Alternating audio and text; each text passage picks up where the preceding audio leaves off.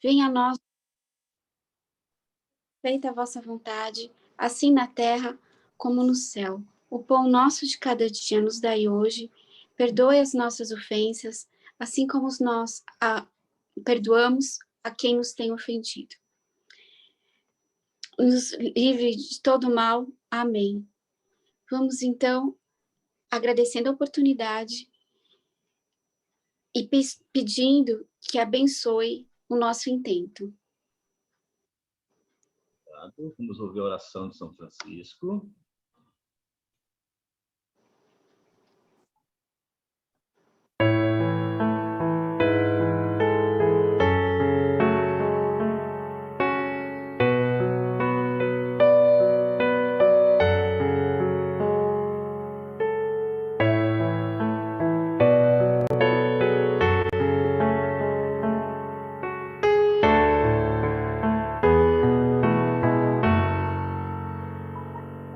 Senhor, fazei-me instrumento de vossa paz. Onde houver ódio, que eu leve o amor.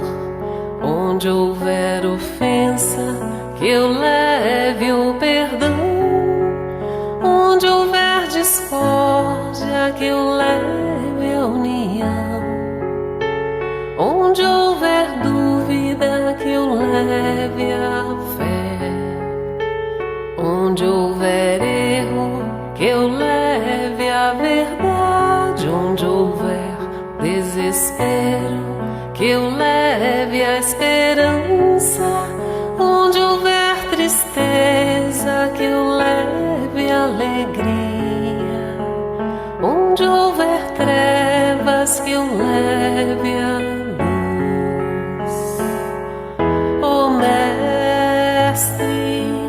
fazei que eu procure mais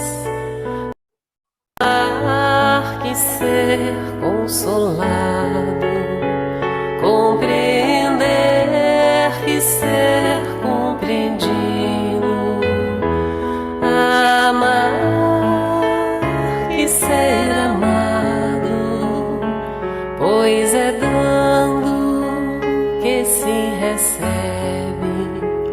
É perdoando que se é perdoado, e é morrendo que se vive para a vida eterna.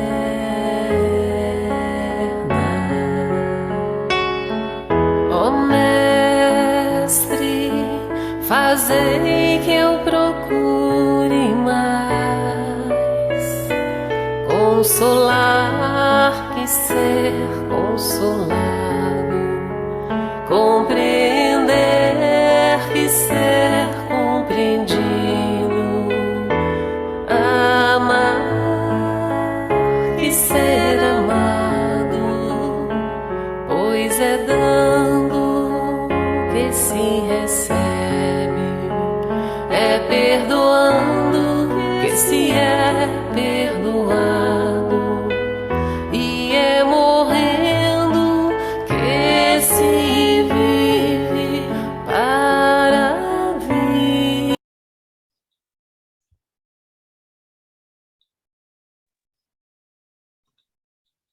Boa noite. Estão me vendo? Sim. Está meio escuro, João, mas estamos vendo. Mestre querido, a sala é sua. Seja bem-vindo mais uma vez. É com muita satisfação que todos nós estamos aqui recebendo você. Muito carinho. Pode falar um pouquinho sobre você e, logo em seguida, fique à vontade. Bom, tá bom. Então, primeiro é um prazer retornar à casa. Já faz alguns anos, né, João, que toda vez eu tenho a honra de ser convidado e de aceitar o convite. É muito bom estar com vocês. É claro que a pandemia facilita alguma coisa para todos, né, porque está todo mundo no celular, mas, por outro lado, reduz um pouco o calor humano, né? Mas assim, são as coisas da vida. O bom é que todo mundo está junto. É bom ver todos vocês aqui conectados nesse interesse de aprender. E eu me sinto bastante realizado nessa altura da minha vida em poder devolver um pouco do que tanto recebi de Deus, né? Então, eu primeiro, assim, João, eu já não sou mais major, eu sou um coronel da PM aposentado, tá? Oh, Então, meu, desculpa! então, assim, não, imagina, só para socializar um pouco, para o pessoal saber o que eu faço, quem sou eu e etc. Então, eu trabalhei 26 anos na PM ambiental, então na ambiental do estado de São Paulo, como tenente-coronel, né, que é um posto acima de major. Eu já fui designado para comandar um batalhão operacional de polícia, porque a gente não está vinculado à atividade, mas sim ao cargo. E no último posto, enfim, passei para a reserva da Polícia Militar 32 anos depois de trabalhar. O que me dá alguma legitimidade de conversar um pouco com todos em relação ao tema de hoje, que é o tráfico de animais. Além da minha formação como oficial da Polícia Militar, também fiz direito. Então, atualmente eu sou advogado, fiz mestrado, doutorado e acabei de encerrar um ciclo no INSPER de 2 anos de gestão pública. Então, assim, fiz uma série de cursos de preparação e etc., porque a minha vida profissional mudou. Então, assim, servi o que foi possível como funcionário público. Hoje eu faço consultoria e, como advogado, cuido dos diversos assuntos que chegam a mim. Sempre que posso escolher na área ambiental, que é onde está a minha paixão. Tanto tempo trabalhando, né? Então, só para todo mundo saber exatamente o que eu faço. Então, hoje eu sou um consultor, sou advogado, mas sempre que posso, atendo a todos, né? Tenho um carinho muito grande, conheço todo o sistema de meio ambiente do Brasil, fui conselheiro do CONAMA, né? Conselho Nacional do Meio Ambiente, conselheiro do Conselho Estadual do Meio Ambiente, conselho da Fiesp. Então, essa carreira foi uma carreira bastante legal. Então, eu tenho alguma legitimidade para falar um pouco sobre o assunto, e também aqueles que eventualmente tiverem dúvidas, alguma coisa, eu acho, né, João, que a gente pode abrir o microfone no final e fazer as perguntas. Tá Isso. bom? Assim, a ideia aqui não é ficar mostrando um monte de imagens feias, né? Alguma coisinha eu vou mostrar, mas e falar de forma bem tranquila, né? Não dá para imaginar falar sobre tráfico de animais e todas as suas peculiaridades em alguns minutos, né? Isso é tema da vida, né? Eu escrevi livro, artigos profissionais, tenho livro fora do Brasil, artigo fora do Brasil, que eu escrevi sobre tráfico de animais. Então, é um assunto bastante polêmico, cheio de dificuldade. Enfim, é só fazer um en passant aqui para as pessoas entenderem, né? Se surgir alguma pergunta um pouco mais profunda, eu respondo no final. Tá bom? Então, eu vou tentar compartilhar minha tela aqui e a gente começa a conversar. Tá? Vocês estão vendo? Sim. Então, vamos ver se... Ótimo. O que vocês estão enxergando? A tela cheia ou tem uma tela do lado da outra? Tem uma tela do lado da outra. Tá, então deixa eu ver aqui como é que eu faço para... Deixa eu... Só um segundinho, deixa eu minimizar aqui.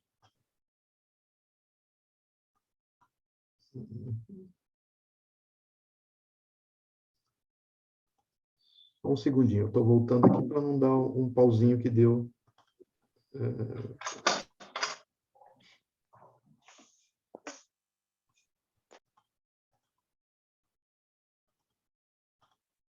Okay. Então, agora vamos...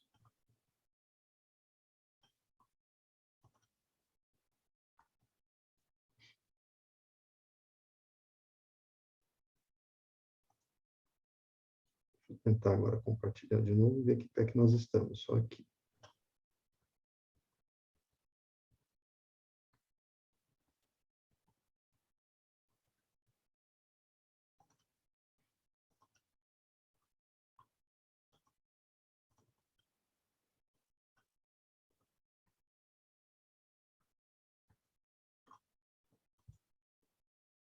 Está entrando para vocês? Sim.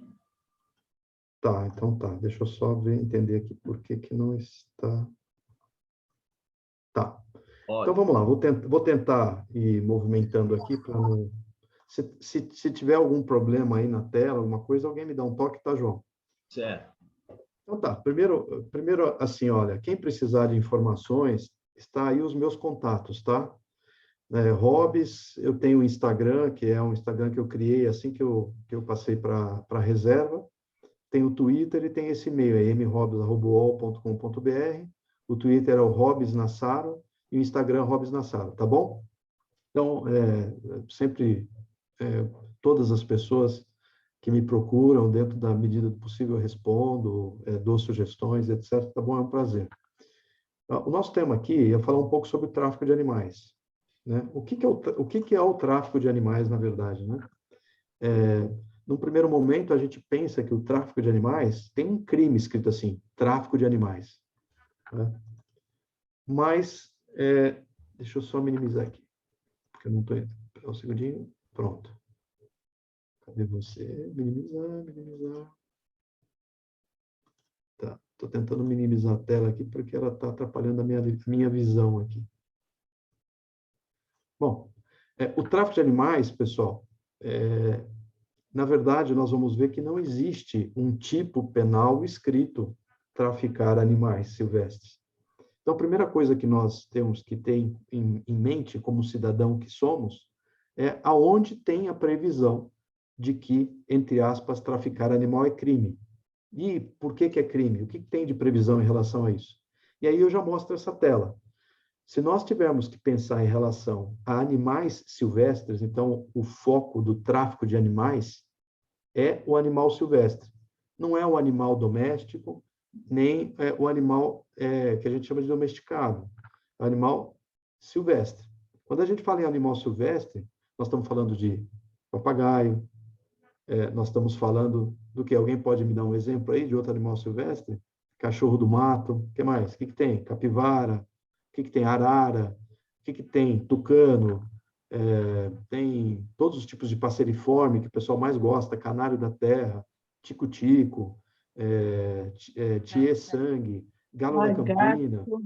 Lagarto, Lagarto? lagarto.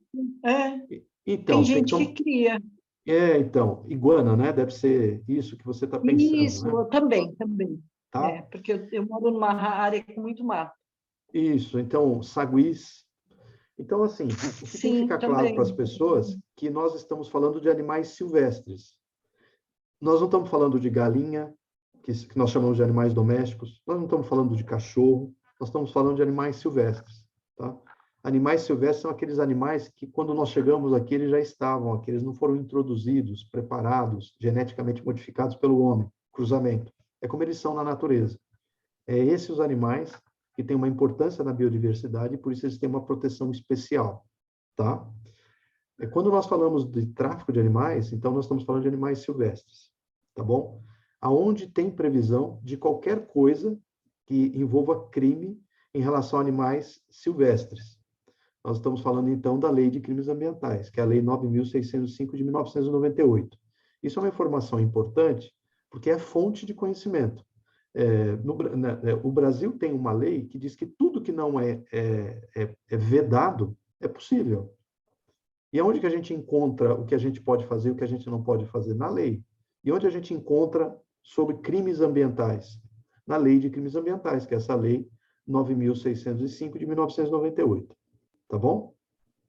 Um outro conhecimento importante é que nós tínhamos, na década de 60, a Lei de Proteção à Fauna, o Código de Caça, que é chamado de Código de Caça, o Código de Pesca e o Código de Mineração. Eram legislações da década de 60. Em 90, essas legislações, a parte criminal delas, foram enxertadas na Lei de Crimes Ambientais. Então, nós temos legislações anteriores que traziam os institutos, explicavam as situações, explicavam as relações, por exemplo, como é que alguém pode manusear um animal, se alguém pode ter um criadouro. E tudo isso está em vigor. O que não está em vigor nessas leis antigas? A parte criminal, a parte penal. Porque a parte penal foi assimilada pela chamada Lei de Crimes Ambientais, que está exposta aí para vocês verem, tá bom? Então, quando nós precisamos de informação sobre o que é crime envolvendo a fauna, nós vamos no artigo 29 seguintes da Lei de Crimes Ambientais. E eu vou ler rapidinho para vocês, ó. Matar, perseguir, caçar, apanhar, utilizar espécimes da fauna silvestre nativos em rota migratória, sem a devida permissão, licença ou autorização da autoridade competente ou em desacordo com a obtida. Detenção de 6 meses a 1 ano e multa. Então, aqui fica claro, pessoal, que algumas atividades envolvendo fauna, animais silvestres, desde que não tenha a autorização, permissão ou licença, constitui crime. Eu vou continuar lendo. Incorre nas mesmas penas quem? Aí continua. Cadê? Eu não estou conseguindo enxergar outra tela aí, João. Aqui está tudo bem, aqui nós conseguimos. Está tudo bem? Uhum. Então tá, incorre nas mesmas penas quem? Eu vou pegar um segundinho, pessoal, só para eu... Porque o que está acontecendo aqui para mim é que não está aparecendo para mim como deveria aparecer, como está aparecendo para vocês. Ah, tá. Enfim, olha, mas é tudo bem, vamos continuar. Incorre nas mesmas penas, e aí tem quem comercializa, quem vende, que são coisas diferentes, expõe à venda. Todas essas atividades são consideradas crime. Mas, mais uma vez, eu falo, nós não vamos achar essa conduta tráfico de animais. E aí a gente tem que se perguntar, né? O que é o tráfico de animais, né? E aí vem a resposta. Olha, o tráfico de animais é um conjunto de ações realizadas com o objetivo de fornecer animais vivos ou mortos para os consumidores finais, que os utilizam de diversas maneiras, sendo a mais comum como animais de estimação. Então, todas as condutas, desde a atividade de apanha do animal no meio do mato, no meio da natureza, o deslocamento dele até aonde ele será comercializado, a comercialização e até a manutenção desse animal nas nossas casas, desde que não tenha autorização do órgão ambiental, para nós é chamado tráfico. E que situação nós vamos detectar cada uma dessas condutas? Elas têm a previsão na Lei de Crimes Ambientais, como eu acabei de mostrar, elas são chamadas genericamente tráfico, e elas serão apuradas no momento da conduta. Então, se eu pego alguém caçando um animal, e aí a caça é lá no meio do mato, tipo, a pessoa está saindo com um passarinho na gaiola que ele acabou de caçar. Então, tem a conduta, ou caçar, ou transportar o animal que está numa gaiola. Então, é uma conduta criminosa. Se eu paro alguém na rodovia e vejo que essa pessoa tem um animal silvestre, ou vários, e ela não tem autorização, ele está na conduta transportar animais silvestres sem autorização. Se a pessoa é pega numa feira do rolo comercializando o animal, ele é um traficante e será enquadrado nessa conduta de comercializar o animal. E o que mais chama a atenção de todos nós é a manutenção em cativeiro. Ou seja, se eu sou o consumidor final de um desses passarinhos, de um papagaio, que é muito comum, né, o Amazônia estiva, que é o papagaio mais comum, o verdadeiro, está com a pessoa há 20 anos. Ela não tem autorização. De alguma forma, ou comprou, ou alguém deu, etc. Chegou para ela estar cuidando, ela comete o crime de manutenção em cativeiro. Tudo isso são condutas relacionadas ao tráfico de animais silvestres, que é o objeto da nossa conversa aqui. Quem comete esse crime em qualquer uma dessas fases tem uma pena prevista de até 1 ano de detenção. Essa é a previsão da lei. Então, essencialmente, o que nós falamos até aqui, que não existe uma conduta chamada tráfico de animais. O tráfico de animais é um nome genérico e que tem divisões, cada uma das fases, desde a captura do animal, apanha, até o consumidor final. Todas essas condutas foram pensadas de modo a ter uma previsão de pena para elas. E não é que, se a pessoa ela é o consumidor final, mas passou por todas essas fases, não é que ela vai somando penas, não. Qual que é a situação no momento em que ela foi flagrada por uma autoridade de polícia, ou por um IBAMA da vida? É a conduta que ela está realizando naquele momento. Tá bom? Isso é tráfico de animais. Então, no Brasil, nós não autorizamos animais silvestres em nenhuma forma, ou parte deles, porque também tem o abate do animal e a comercialização de pele, partes, produtos dos animais, em nenhuma situação sem autorização do órgão ambiental. Aí é importante uma outra observação. Olha, eu não tenho autorização, mas eu vejo que tem um monte de papagaio com uma anilhinha no pé. Uma anilha, um anel, como uma aliança que a gente usa aqui. É possível ter animal regular no país? Sim, se nós formos olhar a Lei 5.197, que é aquela lei da década de 60, a parte penal dela não vale mais, porque está na Lei de Crimes Ambientais. Mas os institutos dela estão em vigor. Por exemplo, essa lei estimula a formação de criadouros de animais. Por que se imaginou isso na década de 60? Porque se imaginou que se eu tivesse criador regular, então o criador regular ele vai à natureza de forma autorizada, apanha de forma autorizada casais e começa a cruzar entre si para ter filhotes. E esses filhotes da geração F2 podem ser comercializados.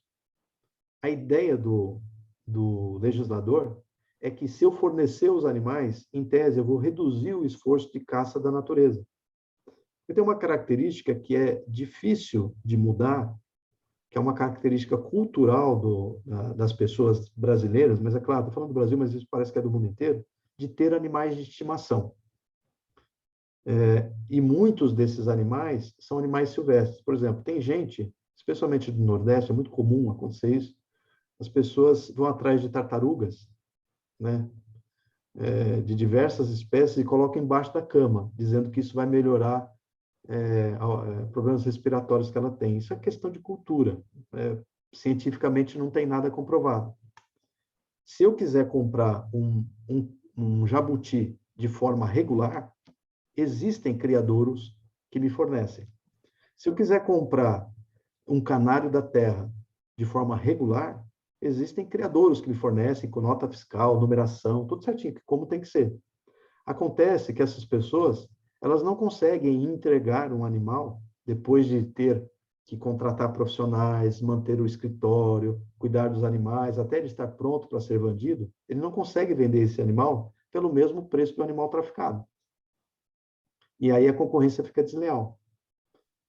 Entenderam? Então, assim, é possível ter criadores regulares, desde que ele tenha autorização hoje do IBAMA e também tem uma autorização no estado de São Paulo de um departamento chamado DEFAL, Departamento de Fauna, fica dentro da Secretaria de Meio Ambiente. E aí ele pode reproduzir e pode comercializar, tudo com controle, etc. Tá? Mas, por exemplo, não se consegue entregar um papagaio verdadeiro por menos de R$3.000. E normalmente ele é comercializado informalmente por R$500, papagaio traficado. Qual que é o problema do tráfico? O tráfico, ele não mede esforços e ele precisa vender. Quanto mais animais ele vender, mais ele ganha dinheiro. Só que isso gera um esforço na natureza muito grande, especialmente de filhotes.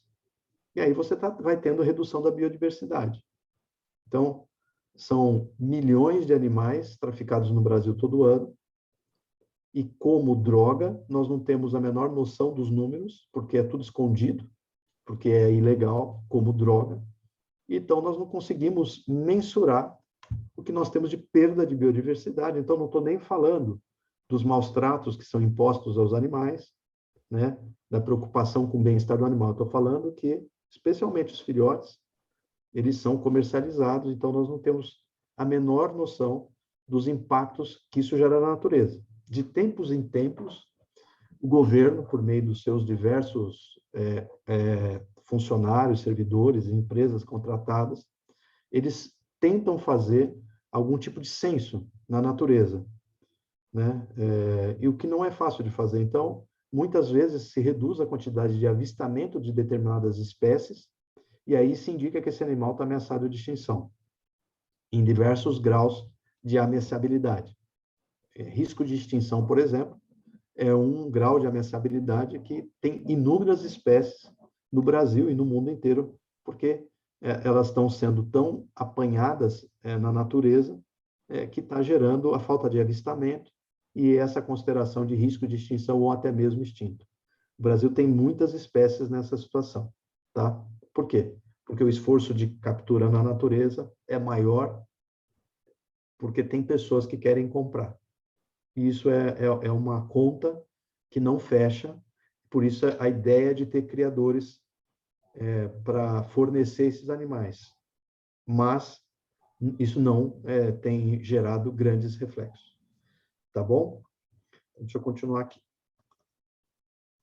Opa.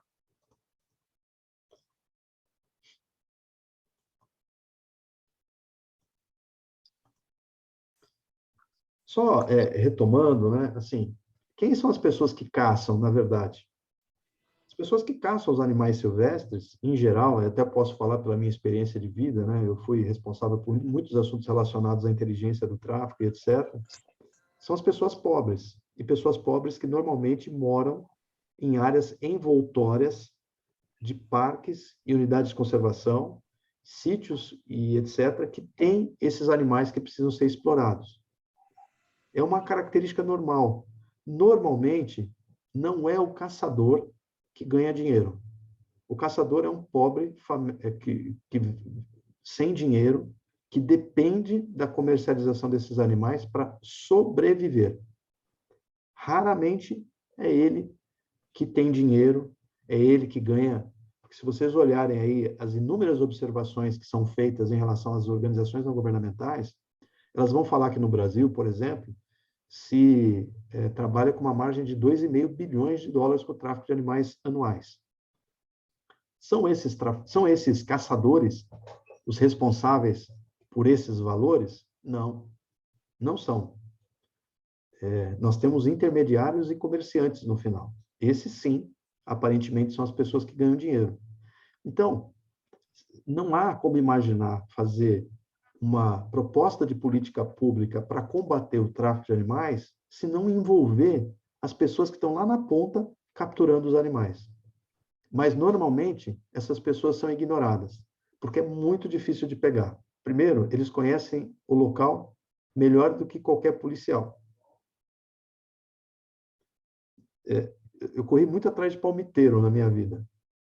Região de Juquitiba, São Lourenço da Serra. Olha, como pegar um palmiteiro que passa dias no meio do mato cortando palmito? É difícil. Imagine pegar um traficante de animais. Então, normalmente eles são ignorados. Então, assim, essas pessoas são as pessoas que, de fato, são sofridas e que vivem da caça de animais. Elas, normalmente, têm uma vida de subsistência. Então, não tem uma vida de nenhum... não tem luxo nenhum. São pessoas muito pobres. Vendem um passarinho por R$5, R$6, tá? Diretamente da natureza. Eu até coloquei aqui, né? Assim, nós, em registro, pegamos uma pessoa que estava com 500 passarinhos. Muito comum, é muito triste. Muitos morrem.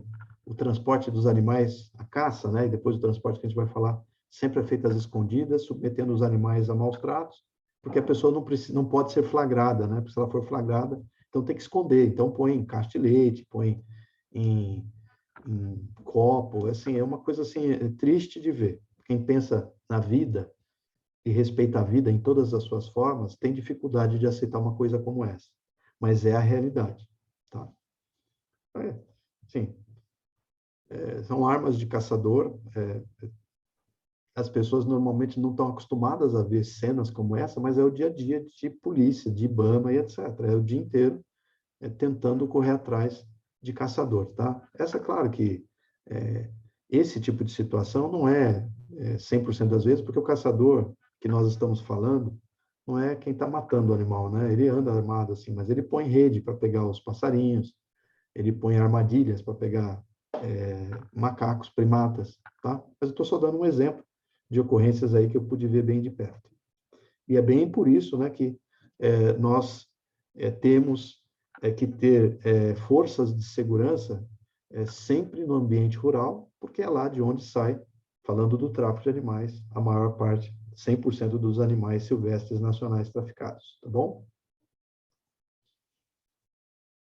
Assim, uma outra coisa importante, pessoal, é que assim, os animais, na verdade, traficados no estado de São Paulo, eles, por uma questão de característica do estado, que é um estado rico em relação ao resto do país, o tráfico, ele normalmente não é interno para nós mesmos. Normalmente, o tráfico acontece em outros estados do país e vem ao estado de São Paulo, por conta do dinheiro, não é? Então, normalmente, Norte, Nordeste, trazem para o estado de São Paulo, e o estado de São Paulo absorve esses animais. Então, vocês imaginem que o caminho do tráfico, ele não é nem de longe saudável aos animais traficados, porque são dias e dias de animais presos em sacolas, em carros, em ônibus de transporte de pessoas, até chegar no consumidor final em São Paulo. Tá bom? Então, é um roteiro bastante triste e que, mais uma vez, não há como imaginar trabalhar o tráfico de animais se nós não entendermos as espécies, de onde elas são capturadas e como elas chegam em São Paulo, para poder criar políticas públicas, não só do caçador lá, mas também para evitar esse transporte que chega aqui. E aqui eu falo um pouquinho, né? Se vocês conhecem, e sem crítica a nenhuma instituição, mas se vocês transitam em estradas federais, vocês vão ver que basicamente nós não temos fiscalização ao nível que nós precisamos. São milhares de quilômetros, né? Então, é muito fácil dos animais chegarem no estado de São Paulo. A Polícia Rodoviária do Estado de São Paulo, ela só tem jurisdição, né, bases físicas e fiscaliza a pista nas estradas rodoviárias estaduais. Mas os caminhos que são percorridos pelos traficantes não estão nas estradas rodoviárias estaduais, estão nas federais, exatamente porque tem muito menos fiscalização permanente. A gente quase não vê bases e policiais federais, rodoviários federais, trabalhando em quantidade suficiente para dar demanda à carga. Eu, por exemplo, frequento há mais de 12 anos o Vale do Ribeira, e só vi um bloqueio nesses 12 anos que eu passo por lá. Um bloqueio. Esse tipo de situação, ela só é fiscalizável se você parar o veículo, abrir o porta-mala, fiscalizar as coisas das pessoas. Não tem jeito, é como droga. Tá? Então, é muito difícil de a gente ter uma política pública visando o combate do tráfico de animais, porque ele é bastante fácil de acontecer. Bom, acabei de falar aqui em relação ao transporte dos animais silvestres, né? Um pouquinho. E aqui eu começo a dizer o seguinte: normalmente o caçador, ele não tem dinheiro nem para ter carro. Então, normalmente não é ele que faz o transporte dos animais do local onde ele é capturado até o local para onde ele vai ser vendido. Então, nós temos uma espécie de atravessador, que, claro, pode ser também um caçador, mas normalmente não é. Normalmente é alguém que faz o transporte. Pega de um lugar e leva para outro e ganha por isso. Tá? São essas pessoas. Então, assim, tem que diferenciar as pessoas, porque se nós não diferenciarmos, nós não conseguimos entender a lógica, como o tráfico acontece e como podemos evitá-lo. Tá? É o que eu falei, São Paulo recebe por conta do valor agregado que tem as pessoas aqui em São Paulo, né? Nós temos mais dinheiro que a maioria dos outros estados. Então, e também temos cultura diversa. Nós temos culturas como, e aqui sem crítica nenhuma, né? É normal, por exemplo, os nordestinos, eles costumam ter passarinho em gaiola, por exemplo. As pessoas do sítio costumam ter passarinho em gaiola, então tem muita demanda. Então, o pessoal traz para cá e aí esses bichos são comercializados, tá? Bom, o que é importante falar em relação ao transporte, que assim, é uma quantidade enorme, então veja, só essa lógica é importante vocês, tanto para o caçador quanto para o comerciante, o transportador. Quanto mais animais eu pegar, mais eu consigo ganhar. Por quê? Porque durante o transporte, a captura, tem muitos animais que vêm a óbito. Por diversas formas, né? Desidratação. Eu não sou médico veterinário, né, João? Não manjo nada disso. Mas eu tenho a prática, porque peguei muitos animais sendo transportados e muitos deles em óbito, pelo calor, falta de ar para respirar, desidratação. Animal silvestre tem uma característica que é o estresse. O estresse elevado faz ele ter ataque cardíaco, ele morre. Então, assim, quanto mais animais o caçador e o transportador conseguir preservar, mais eles conseguem garantir um bom valor. Mas é impossível de imaginar que o animal vai ser tratado com ar-condicionado, com espaço, etc. Eles fazem de tudo para manter o bicho vivo.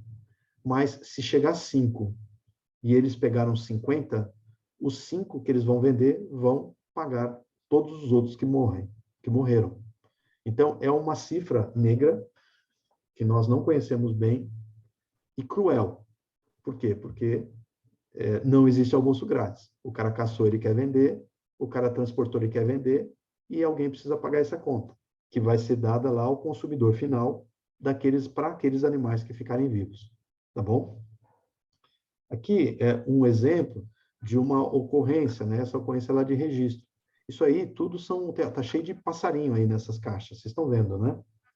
Então, é triste de ver que as pessoas elas têm coragem e não se preocupam com o bem-estar. Joga lá os passarinhos e quando chegarem vivos, né? Tem a bota de um policial da rodoviária e essa é a realidade. Então, normalmente, quando a gente vê um passarinho numa gaiola, a gente olha o passarinho, ele é silvestre, ele não é um canário do reino, por exemplo, que pode ser comercializado. Ele não tem uma anilha e é um passarinho silvestre, provavelmente ele veio numa situação como essa. Provavelmente. Porque é traficado, não tem muita solução. Tá? Ele só vai chegar na casa das pessoas se em algum momento ele foi capturado, uma batedeira, sei lá, uma gaiola, né? E transportado e levado para o lugar final. Não tem segredo, é assim que acontece. É triste e é assim, tá bom? E aqui, né, só para vocês verem, né, esse é um caderninho de contabilidade, onde a pessoa coloca o valor, quantos passarinhos tem, né? E normalmente os valores são muito baixos para cada passarinho. Nossa, eu falei, R$7, R$8, um passarinho. Então, você imagina quantos passarinhos a pessoa precisa vender para ela ter R$100 por dia para ela poder comer. E aí você consegue entender a conta ruim e cruel do tráfico de animais. Como, por exemplo, essa outra ocorrência, né?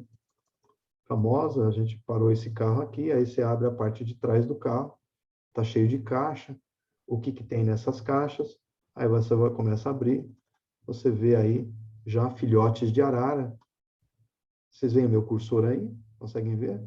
Tá, o filhote de arara. Isso aqui é uma caixa cheia de filhotes de papagaio verdadeiro, Amazona aestiva, né? E no mesmo carro tinha essa quantidade absurda de saguis. Né? E aqui, assim, são fotos que demonstram a realidade do dia a dia das autoridades que trabalham com tráfico de animais. Não acho que isso aqui é na China, que a gente fala mal da China, que eles têm menos sensibilidade à vida, ao bem-estar animal. Isso aqui é no estado de São Paulo, tá? Que a gente prende as pessoas por isso. Né? E aqui, só um comentário, que é para fazer bem rápido, em relação ao comerciante, né? Se tem alguém que ganha dinheiro, é essa pessoa aqui. Ele é a pessoa antes do consumidor final, que é a pessoa que vai receber o animal. Vivo, morto, parte, produto, aquilo que interessa. A gente tem, por exemplo, tráfico de cobras para serem criadas e, por exemplo, para extrair veneno. Tem gente que tem cascavel, tem as diversas cobras venenosas, extrai veneno e depois comercializa. E tem laboratórios que compram. E quem que ganha dinheiro? É o coitado do caçador que tomou picada da cobra? Não. Ou é o transportador, que normalmente não é, que ele ganha um valor fechado, ou é o vendedor. Normalmente é o vendedor que ganha mais dinheiro. Agora, o que tem de mais absurdo, na minha opinião, é que as penas para qualquer uma dessas situações, elas são a mesma. Então, tanto faz você ser o caçador, tanto faz você ser o intermediador, transportador, intermediador, vendedor, ou aquela pessoa que tem o animal já na ponta final. A pena, a sanção penal, é a mesma para qualquer uma dessas situações. Parece que houve uma dessintonia em relação à gravidade dos fatos. Tá? Depois eu vou falar um pouquinho mais sobre as penas, tá bom? E assim, antigamente, né, o vendedor, né, na minha época, logo quando eu entrei na PM, 30 anos, 32 anos atrás, a gente tinha muita feira do rolo. E a feira do rolo, ela tinha os olheiros. que muitos eram crianças, a polícia chegou. Com o passar do tempo, as feiras do rolo passaram a ser diminuídas e as pessoas já não estavam comercializando os animais nas feiras do rolo, elas tinham os animais em casas. Aí a pessoa interessada falava com alguém na feira e ia sendo levado por uma criança para uma casa. E dali, comprava e saía. Veja como a técnica vai mudando. E hoje, gente, hoje é muito fácil, porque eu nem preciso me expor. Eu compro pela internet. A internet é uma coisa maravilhosa para o conhecimento, mas também horrível para praticar crime, de todas as formas. E é muito comum que a gente veja esse crime pela internet. Eu, pessoalmente, cuidei da prisão de uma pessoa que comercializava corn snake, que é aquela cobra vermelhinha, cobra do milho. É uma cobrinha vermelha que ela é endêmica dos Estados Unidos. Essa pessoa trazia a cobra para cá, tinha um monte delas e vendia no pátio do Center Norte. E nós demos um flagrante. Eu comprei um pouco de cobra e quando ele foi entregar, a gente o prendeu. E depois nós fomos à casa dele, tinha um biotério enorme para manter as cobras. Então, veja, e aqui só um esclarecimento, né? Que tipo de crime essa pessoa está cometendo? Porque a cobra, essa cobra americana, ela não é endêmica do Brasil. Ela é um animal silvestre, mas não é um animal silvestre nacional. Ele está cometendo o crime de introdução de animais silvestres no país sem ordem, sem autorização do órgão ambiental. A pena é a mesma, tá? Então, é um tráfico de animais, só que um tráfico internacional, né, que foi detectado no momento em que nós o prendemos ali, porque ele estava comercializando animais silvestres de fora do Brasil, são exóticos, no território nacional, sem autorização do órgão ambiental. Tá bom? Eu cuidei desse caso em especial, chamou bastante atenção na imprensa, porque, assim, é muito fácil de você garantir que tenha pessoas interessadas e você vende pela internet, a pessoa vai buscar onde você combinar. É muito difícil de prender esse tipo de pessoa, porque eles sabem se omitir pela internet profunda, né? Tem uma forma de fazer isso, tá? Então, precisa de bastante inteligência, né? Inteligência policial para chegar em situações como essa. Aqui é só uma foto para vocês tentarem entender como os animais são. Isso aqui são canários da terra, para vocês tentarem entender como os animais são transportados e comercializados, né? Imagine, passar dias com os animais sem poder abrir a asa, sem ter água, etc. É assim que funciona. Essa é a triste realidade do nosso tráfico de animais. Então, o que eu procurei mostrar para vocês até aqui é que, assim, existe toda uma lógica, né, toda uma cadeia. Então, isso que nós estamos conversando aqui da cadeia do tráfico, ela serve para tráfico de drogas também. Tem o cara que produz a droga lá no meio do mato, o cara que transporta, o cara que vende e tem a pessoa que compra, né? Tudo isso são fases que precisam ser muito bem estudadas, porque quem pretende combater o tráfico, seja de animais silvestres ou tráfico de drogas, ele tem que compreender como funciona desde o início até o final a distribuição do crime, tá? Aqui é um mapa de 2014, de 2010. Cada pontinho vermelho desse é uma ocorrência de tráfico de animais. Nós não conseguimos fazer mais, porque eu já estava ocupando cargos mais elevados na Polícia Ambiental, e pouca gente lá tinha um pouco de conhecimento e habilidade para fazer. Então, eu não tenho notícia que tenha sido feito, mas aqui é real, tem coordenada geográfica, inclusive. E aí você vê que nós temos, aonde tem mais pista e pontos estratégicos de cidade, é onde tem mais ocorrências de fauna. É interessantíssimo, né? E não há como imaginar fazer polícia sem conhecer informações como essa. Por isso que o conhecimento, né, que é o que nós estamos fazendo aqui, né, divulgando o conhecimento, absorvendo, interagindo, ela é essencial para a gente conseguir compreender o problema e ter ideia de como solucioná-lo, tá? E aqui, assim, eu coloco também algumas limitações, né, em relação ao combate ao tráfico de animais, né? E aqui, a primeira coisa é o transporte e a destinação dos animais silvestres apreendidos. normalmente, quando as pessoas abordam os órgãos públicos, falam, nossa, que absurdo, por que que ninguém faz nada? Por que que esse absurdo? Assim, normalmente questões econômicas influenciam na maior ou menor ocorrência de crimes. Eu comandei batalhão operacional, meu último comando eu tinha 1.000 policiais e comandava a Zona Sul de São Paulo, responsável pela segurança de 550.000 pessoas. É natural. Pandemia, ninguém trabalhando, um monte de gente desempregado, maior quantidade de roubos. Sim, é real, acontece, né? Eu posso relatar para vocês. A mesma coisa acontece com o tráfico de animais. Então, o cara não consegue vender droga, ele vai atrás de alguma coisa que dê dinheiro, como, por exemplo, fazer intermediação, caçar animais, ou vender, tá? Então, imagina-se que a gente tenha no Estado estruturas infindáveis para receber os animais que nós apreendemos. Isso não acontece. Existe uma falta de estrutura, e isso porque estamos no estado de São Paulo, que é o mais rico da federação, para receber esses animais silvestres. E detalhe, tem inúmeras complicações. Por exemplo, a gente recebe um lote de saguis como esse aí. Esses saguis são saguis provenientes da Bahia. Eu posso pegar esses animais aqui, restaurá-los, restabelecê-los e soltá-los aqui? Não posso. Eles não são endêmicos do estado de São Paulo. Eu preciso de um programa de repatriamento desses animais para a origem deles. Aí eu pergunto, existem esses programas? Muito poucos. Esses poucos dão conta? Não dão. Existem locais para levar esses animais, todos que a gente aprende? Não existe. Como a polícia faz?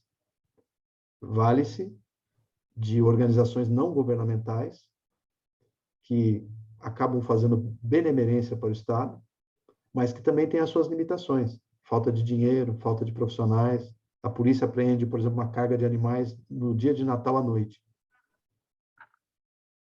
E é real. É real.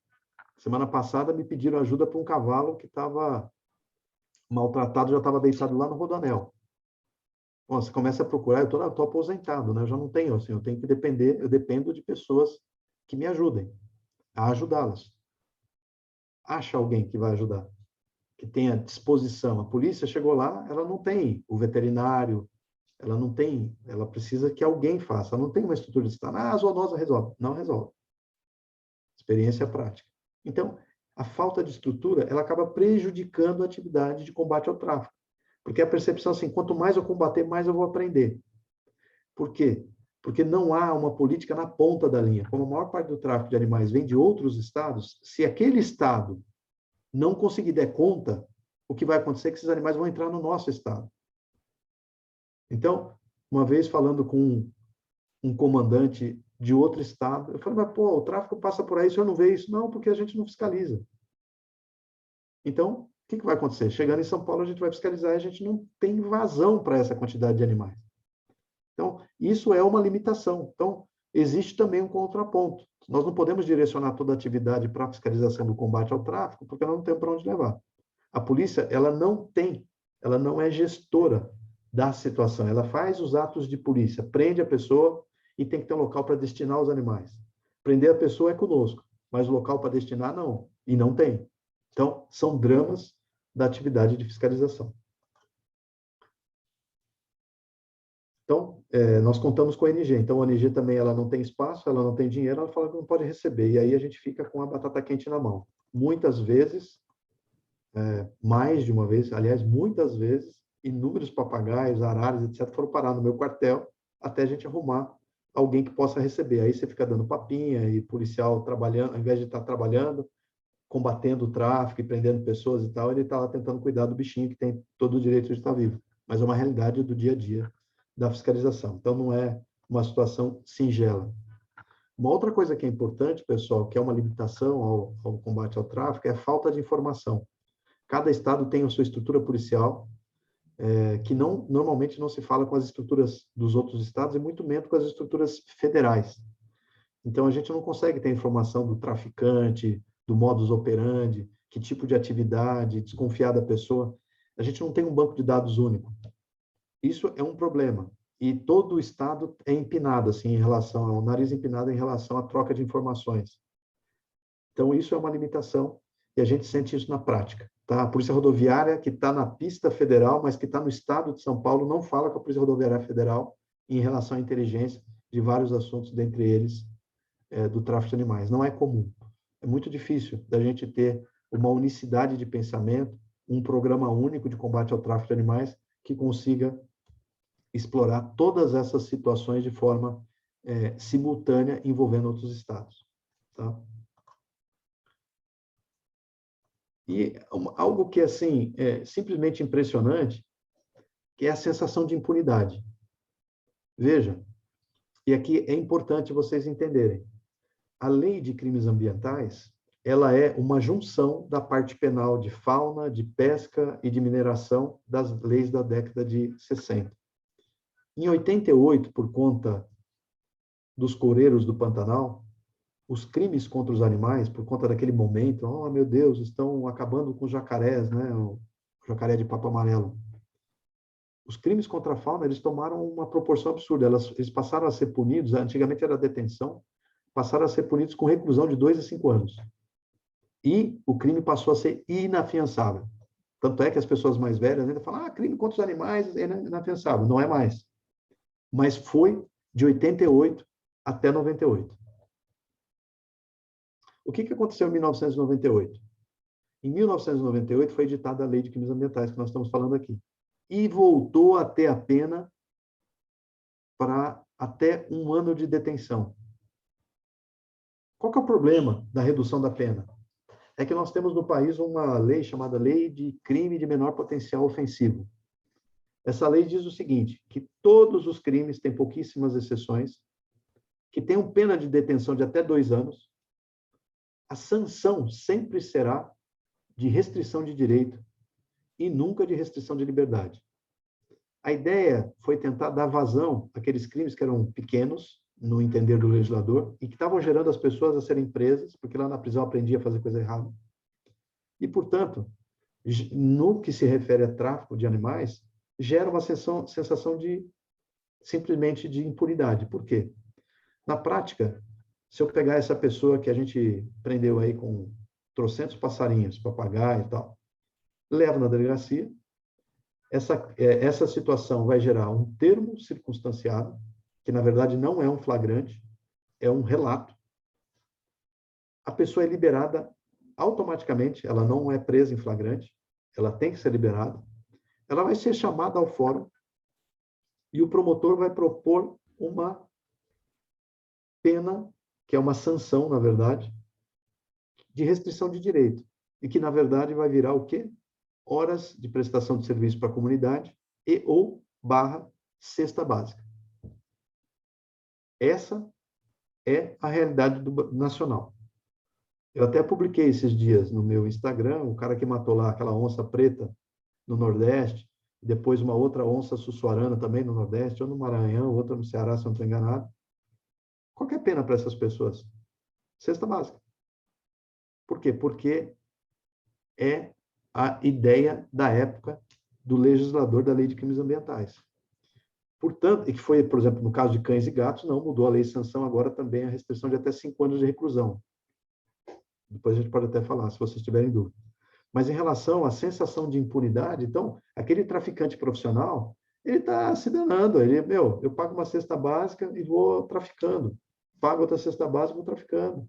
E o dia que eu for condenado mesmo, ainda tem a suspensão condicional do processo e a suspensão condicional da pena, que são situações que impedem, de fato, que eu cumpra a pena. Entenderam? Então, assim, é uma sensação de impunidade real para esses crimes. E tudo isso tem impacto na continuidade da atividade criminosa. Tá bom? Eu, pessoalmente, prendi traficante mais de uma vez. O mesmo. Vale a pena. Ele não está muito preocupado. Tá? Bom, vamos lá. Uma outra coisa que eu já comentei aqui é que a ideia de você ter criador regular para incentivar a aquisição regular e reduzir a quantidade de animais capturados na natureza também é algo que não deu certo. Por quê? Porque o criador não consegue produzir um animal e comparar com um preço que seja compatível com o animal traficado. O que a gente percebe, né, eu orientei um colega meu num trabalho de mestrado. Esse trabalho de mestrado, ele procurou ouvir as pessoas que tinham animais traficados. E ele fez isso com muito cuidado. Mas, no final, o que a gente percebeu é o seguinte: a pessoa demorava, em média, 5 anos para ser descoberta que ela tinha um animal traficado, um passarinho na gaiola. Como a média de vida de passariforme é de 6 a 9 anos, então, é uma sensação de que a polícia nunca vai me fiscalizar, eu nunca vou ser preso, porque a lei não tem a previsão, é tudo lei, é crime de menor potencial ofensivo. Então, eu, enquanto criador, eu não consigo competir com a ilegalidade. É algo que tem que ser levado em conta. Não vale a pena eu gastar R$3.000 para ter um papagaio, se eu posso gastar R$500 para ter um papagaio. E a chance de eu ser preso, detectado, é pequena, é uma realidade. Olha só que interessante. Então, essa lógica precisa ser muito bem compreendida quando se pretende fazer uma política para combater o tráfico de animais. São situações que precisam ser enfrentadas. A lei 5.197 foi inteligente da parte dela. Olha, se eu tiver criador, eu vou diminuir o esforço de caça. Mas não se consegue fazê-lo se tiver tráfico. Porque o tráfico, ele faz com que a relação seja injusta. E aí ninguém, em geral, vai gastar o que se gasta para comprar um animal regular. Tá bom? Bom, assim, algumas pequeníssimas conclusões, eu estou com algum problema na tela, eu não consigo ler todas, mas eu vou aqui lembrar o que eu consigo ver de cabeça. Bom, uma coisa importante, né? Assim, essa sensação de impunidade das pessoas é algo que destrói qualquer política pública. Eu defendo, por mais que as pessoas falem, não é por conta da minha origem policial, é porque eu conheço as coisas. Assim, se não tiver uma pena que assuste as pessoas, né, que é a teoria econômica do crime, enquanto o crime compensar, as pessoas vão continuar cometendo o crime, até ele não compensar. Então, uma das formas dele não compensar é ter uma pena severa. Enquanto não tiver essa pena severa, especialmente no lado da pena severa, da pena tranquila, o crime compensa. É o que a gente fala da teoria econômica do crime. Então, uma conclusão muito rápida, a gente precisa ter sanções compatíveis com o crime. O que aconteceu, por exemplo, com a Lei Sanção, que ampliou os crimes de maus tratos aos animais para cães e gatos, para até 5 anos de reclusão, foi fantástico, porque, assim, as pessoas já são presas em flagrante, passam, o delegado não pode simplesmente relaxar a prisão em flagrante, a pessoa vai ser ouvida em uma audiência de custódia, a única autoridade que pode liberá-la é o juiz, dependendo da situação, como várias vezes eu já consegui acompanhar, a prisão em flagrante é convertida em prisão preventiva, a pessoa responde presa. Então, isso faz com que a sociedade comece a ter alguns impactos em relação aos maus tratos a cães e gatos. Mas, em relação aos animais silvestres, outras vítimas, tantas milhares, milhões, a pena ainda não alcança esse tipo de sanção. Portanto, é uma sensação plena de impunidade na nossa sociedade. Tá bom? Sim. Em relação aos criadores, é o que eu falei. Como os preços são caros, um papagaio demora 10 anos para atingir sua maturidade sexual. Depois, produz um filhote por ano. Aí a pessoa quer comprar por R$100. Quem que consegue vender? Né? Tem que ter veterinário cuidando, taxas, IBAMA, anilha, remédios. Bom, a gente sabe. Então, é impossível de competir com o preço do tráfico de animais. Então, é algo que precisa ser bem trabalhado. A outra questão é a falta de estrutura, né? Então, a polícia também não tem estrutura para atender a quantidade de animais silvestres que ela apreende. Essas estruturas são importantes, você tem que levar para centros de triagem. Os centros de triagem eles têm que ter capacidade para a quantidade de animais, para atender a qualquer hora, né? E depois para destinar esses animais, porque não é para transformar em um zoológico. É para esses animais serem reabilitados, a maior parte deles que puderem, e serem restituídos à natureza. Essa que é a ideia. Mas é bem complicado, não é uma situação fácil. Tem que fazer exames para saber se eu não estou devolvendo animal doente, porque ele ficou em contato com outros. É como se a gente tivesse todo mundo fazendo uma avaliação dessa pandemia para os animais, para saber se nós não vamos introduzir animal doente de novo na natureza. É bem complicado. E uma outra coisa que também precisa ser muito bem pensado é que esses estados fornecedores, Norte, Nordeste, eles precisam ter políticas para esses caçadores, que são pessoas pobres e que vivem da caça. Enquanto elas não tiverem outra alternativa, nós não vamos conseguir resolver, porque elas vão continuar caçando. E aqui eu até faço referência, adiantando um pouquinho, que é o seguinte, quando os crimes de caça do jacaré começaram a prender um monte de gente, os caçadores começaram a ficar preocupados. O que aconteceu de lá para cá? Hoje, por exemplo, quem vai para o Mato Grosso lá conhecer o Mato Grosso e anda com aquelas pessoas do hotel de bote, né, que a pessoa leva, a maior parte daquelas pessoas que te conduzem, são os guias, eles são ex-caçadores. Ex-caçadores. O que aconteceu? As pessoas perceberam que elas iriam ganhar muito mais dinheiro mostrando a natureza do que matando a natureza. Então, muitos hotéis começaram a contratar essas pessoas porque elas sabiam exatamente onde estava o bicho, deram treinamento para elas, línguas, e recebem japonês, inglês, tudo quanto é lugar, por exemplo, falando do Mato Grosso, né? Birdwatchings, e pagam em dólar. Então, é muito... E assim, o caçador não corre risco de tomar uma mordida, de fazer coisa errada, não corre risco de ser preso, não precisa dar tiro, ganha mais, leva uma vida super digna, porque simplesmente houve uma mudança de paradigma, que é onde eu acho que tem que chegar. O caçador ele precisa receber algum tipo de serviço, né? A nossa natureza é muito pouco explorada, sob o ponto de vista de turismo. A gente tem um país maravilhoso, com uma biodiversidade, uma das maiores do mundo. A biodiversidade da Mata Atlântica, no estado de São Paulo, e um pedacinho de onde tem do sudeste do sul, sudeste, sul, do norte, nordeste e sul do país, é uma das mais diversas do mundo. Ela é bem mais do que a Amazônia. E a gente não explora, sob o ponto de vista de turismo. Então, o ecoturismo ele tem condição de gerar renda e reduzir o esforço de caça, porque quem mais caça são as pessoas que conhecem, que são as pessoas mais pobres. Se ela tem uma oportunidade de ganhar dinheiro, honestamente, eu tenho certeza que ela vai preferir. Então, e essas pessoas são as que mais vão defender e proteger a natureza, porque elas percebem que a agressão à natureza reduz a quantidade de trabalho para elas. Olha só, pensemos nisso, né? Bom, então, assim, ó, basicamente o que eu gostaria de falar, deixa eu só ver se tem mais alguma outra coisa aqui. Não, eu acho que não. Não, assim, só assim, falar, olha, pessoal, de tudo que nós estamos falando, tem um assunto que é importante também, que é a questão da educação ambiental, que é um pouco o que nós estamos fazendo aqui. Primeiro, trazendo o problema, mostrando as fases do problema e dando algumas sugestões de solução, que não são simples, porque tem uma cultura toda.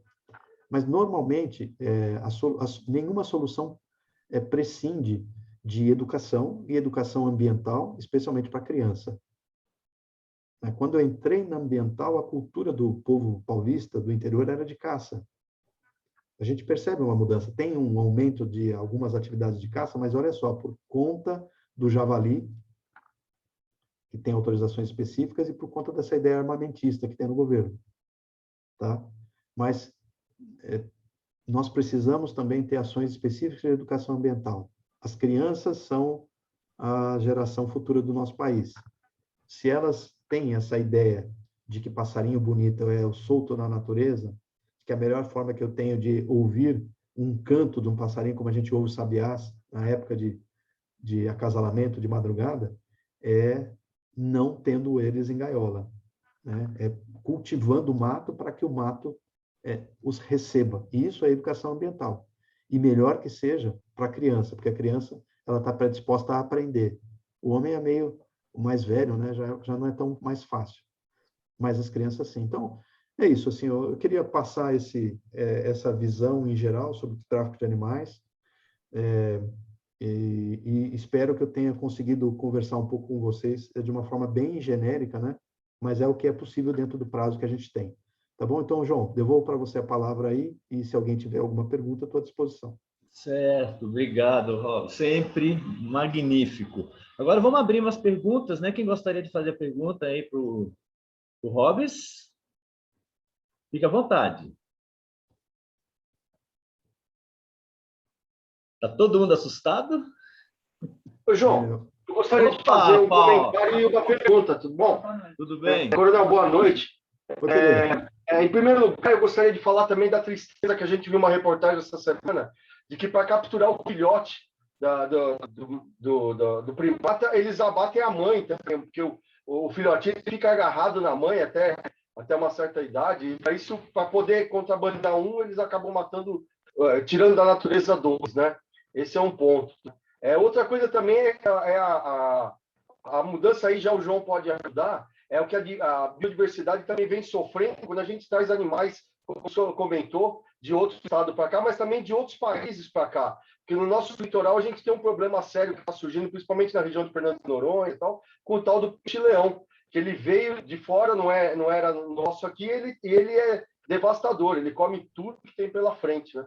Então, esse é o ponto interessante também. Mas eu queria fazer uma pergunta para o senhor que é um pouquinho diferente, que é até a pergunta da minha esposa. Algum tempo atrás, a gente mora aqui entre o Parque da Aclimação e o Parque de Ibirapuera, e no nosso quintal apareceu um pica-pau amarelo, cansado, porque ele não tem voo longo, e a gente pegou ele com uma toalha e, sem saber o que fazer, a gente levou para o veterinário que cuida das nossas cachorras. Ela fez um exame prévio e deu uma documentação para nós, uma carta assinada para ela, que a gente poderia transportar ele até a Polícia Ambiental que tem aqui na Vila Mariana. Ao chegar lá, eles falaram que não tinham equipe de soltura e que a gente tinha que levar lá na Polícia Florestal, que fica perto do zoológico lá, tal, né, do Horto Florestal. E a gente foi até lá com o animal numa gaiola improvisada, mas tranquilo, né? E chegando lá, a equipe de soltura simplesmente pegou o passarinho e soltou. Então, mas a dúvida é a seguinte: ao encontrar um animal desse que a gente não pode transportar, qual seria o melhor procedimento para quem procurar para a gente fazer da forma correta? Então, assim, interessante que, assim, as pessoas, normalmente, elas têm essa predisposição em ajudar um animal silvestre quando ele está precisando.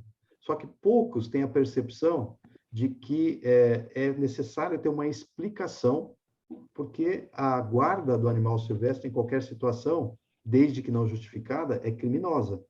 Então, veja, foi excelente você me falar que a veterinária, ela disse que vocês estavam dando um socorro para o animal que foi cuidado, e depois ela indicou que a Polícia Ambiental fizesse a soltura do animal. Por quê?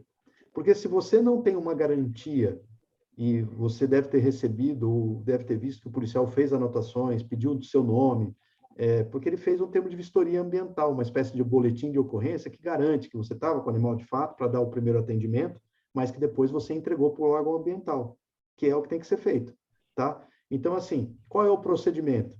Nenhum policial vai negar o direito que o animal tem de ter um primeiro socorro. Mas acontece que as pessoas levam o animal para casa e depois pegam um carinho por eles, e daqui a pouco o animal está na gaiola. Estou falando a realidade normal das pessoas, tá? E aí, aquela manutenção que era primordial para o primeiro socorro, vira o crime. Então, a recomendação é exatamente o que você fez. Olha, eu fui um veterinário, prestei primeiro socorro, o veterinário indicou que eu levasse na Polícia Ambiental. Sabe por quê? Quando a Lei de Crimes Ambientais tem um decreto que explica e que regulamenta, e tem um instituto lá chamado de entrega espontânea. A permanência do animal, em qualquer momento, com uma pessoa de forma irregular, é crime. Então, mesmo que você tenha um papagaio já há 20 anos, se a polícia flagrar, o crime é permanente, é crime. Mas, se você levar esse animal ao órgão ambiental, sem ser cobrado por ninguém, olha, eu vim entregar esse animal, chama entrega espontânea. Não é crime. A lei, ela a dúvida é assim, no caso assim, a gente teve a coragem de pegar um passarinho que tem umas garras grandes, ele estava cansado, então ele estava meio imóvel, mas ele não é calmo. Quando a pessoa se vê nessa situação e ela não tem a coragem de pegá-lo, a quem ela deve procurar? Então, assim, a resposta mais fácil é você falar para a polícia ambiental, só que não é tão Bombeiro simples. faz isso? Não, o bombeiro também vai ajudar. O problema maior é que nós temos inúmeros obstáculos, por exemplo. Mais uma vez, a pessoa acha, tem viatura para caramba, polícia para atender, todos os tipos de coisa. Não tem. Não tem. Então, assim, o primeiro ponto é, de fato, ter um pouquinho de paciência e começar a acionar a polícia.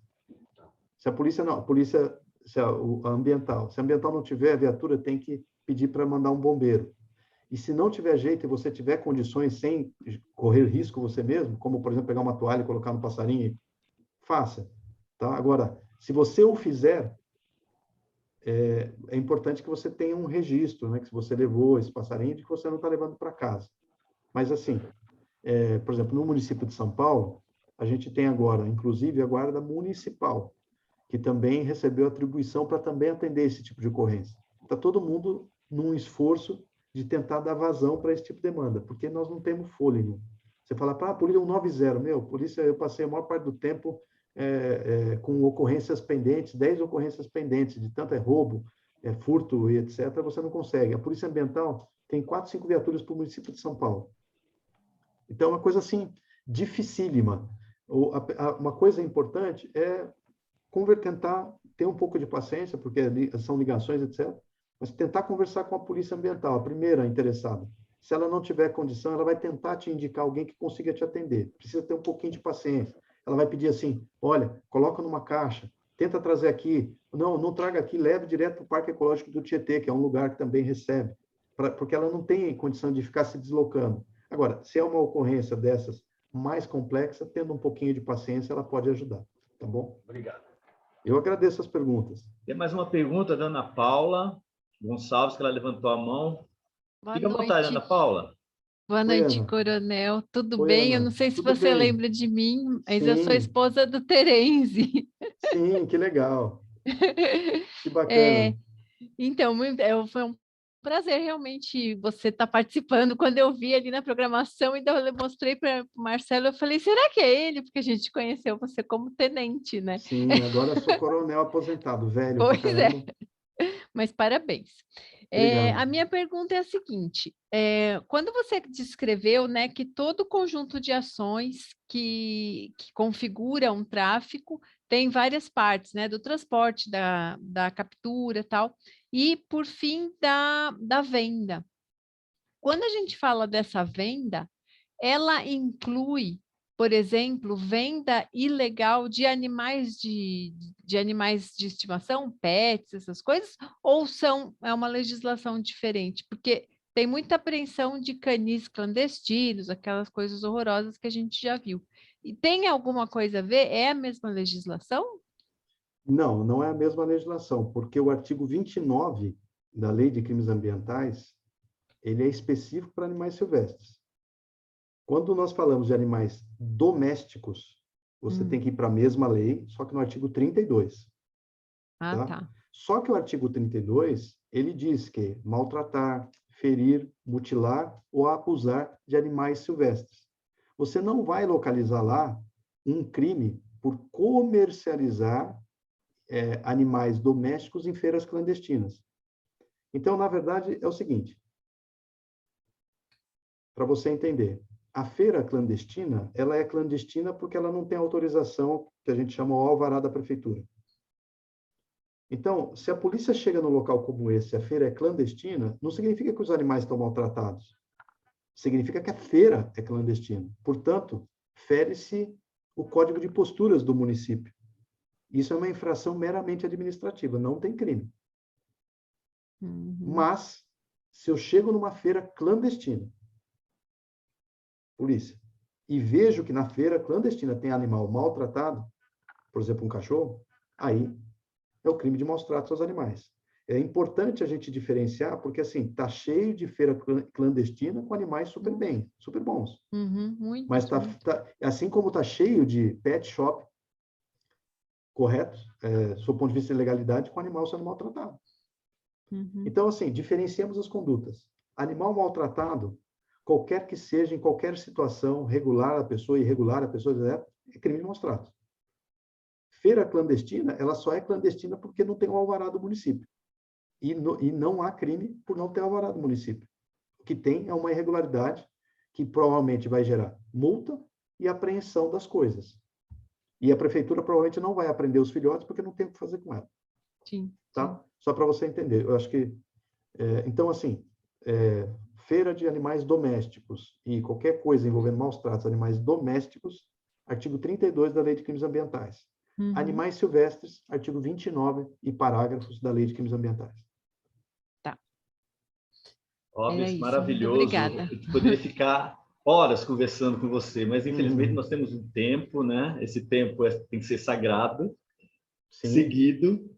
E eu agradeço em nome de toda a turma que você está conosco mais uma vez. Eu vou fazer uma pergunta para você.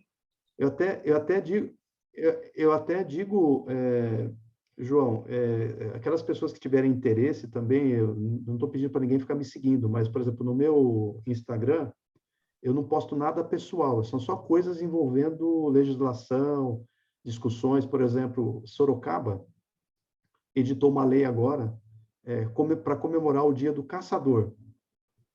Eu escrevi um texto sobre esse assunto no meu Instagram. Eu só posto coisas nesse sentido. Quem tiver interesse, procura lá, que vai ser um prazer. Então, assim, tudo que eu posso fazer para divulgar conhecimento, eu faço. Então, por exemplo, como colocar essa apresentação, essa palestra, essa conversa no YouTube, para mim é um prazer. Quanto mais, melhor. Estou aqui para difundir conhecimento, devolver um pouco do que eu recebi de Deus.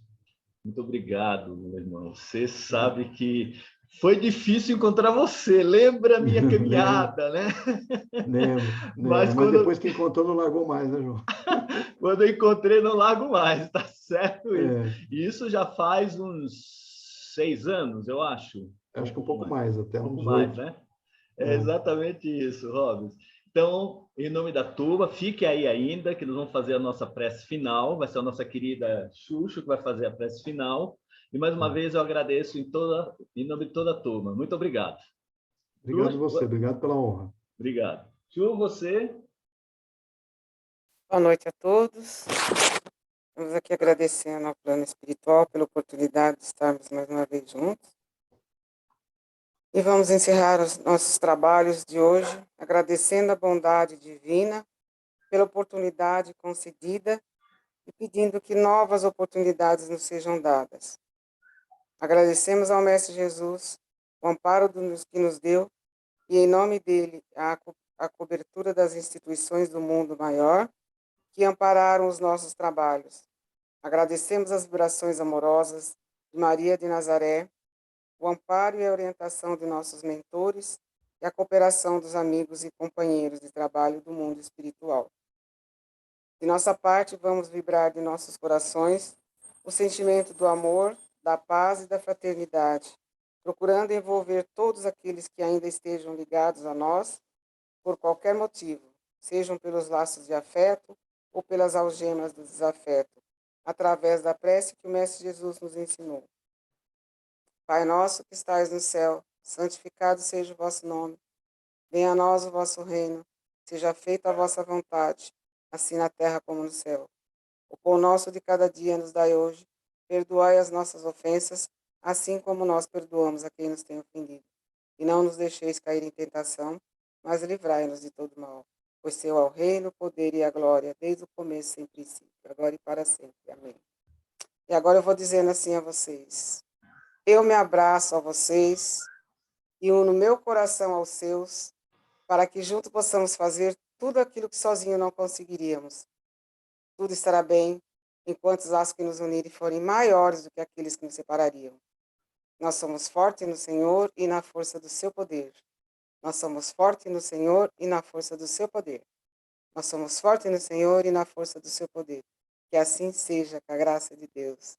Deus, todo amor e bondade, poder e caridade, livrai-nos de toda maldade. Amém.